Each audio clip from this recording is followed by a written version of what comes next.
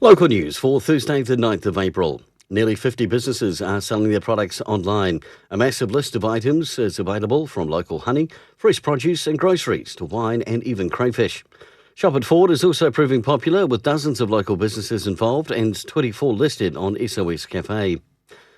Some Wairarapa supermarkets will be closed tomorrow, Good Friday and Sunday. Fresh Choice Greytown, Featherston Super Value and New World Masterton are giving their staff a well-earned break, while the rest will remain open on Sunday and will be closed tomorrow. People expecting to be able to travel to holiday homes or batches are being told to think again. The message is simple: stay home and stay safe. Every person that breaks the lockdown rules increases the chances of the lockdown going for longer. Not to mention, you're also putting others' lives at risk. This includes activities such as hunting, fishing and tramping. And the 2018 census stats are out. South Wairarapa's population is just over 10,500, Carterton just over 9,000 and Masterton just over 25,000.